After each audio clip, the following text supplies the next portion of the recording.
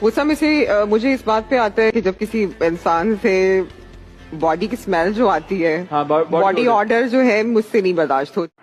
अस्सलाम वालेकुम, welcome back to my YouTube channel. जैसा कि आप सभी जानते हैं, मरने से पहले हुमैरा असगर का ये आखिरी इंटरव्यू सोशल मीडिया पर काफ़ी वायरल हो रहा है। मुझे जो सबसे बुरा लगता था वो जिस्म से आने वाली बू थी।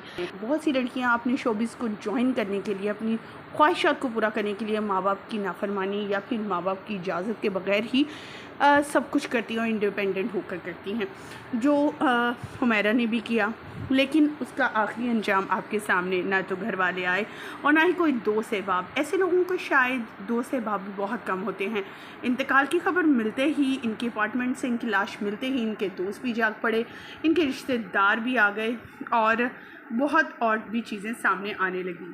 ख़वातीन व हज़रात, अपार्टमेंट से कोई ऐसी गलत चीज़ नहीं मिली जिसे ये लग सके कि अदाकारा जो हैं वो नशा करती थी या कुछ ऐसा सीन था।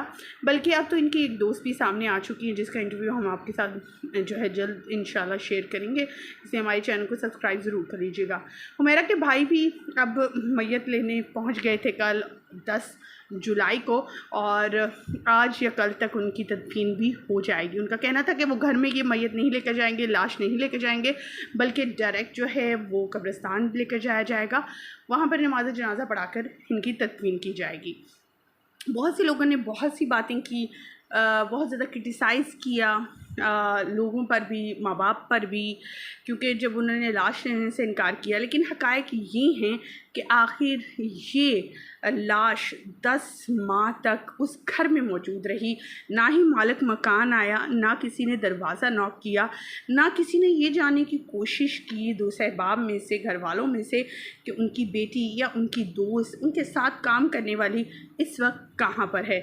लोग क्रिटिसाइज़ करने के लिए तो उठ खड़े होते हैं, ट्रॉल करने के लिए उठ खड़े होते हैं, लेकिन किसी का साथ देने के लिए, मरने के बाद ही इंसान को शोहरत मिलती है। एक अदाकार ने लिखा था कि हमारी फील्ड इस कदर बुरी है, जब कोई मर जाता है तो उसे शोहरत मिलने लगती है, और कुछ इसी तरह हुमैरा असगर के साथ भी हुआ।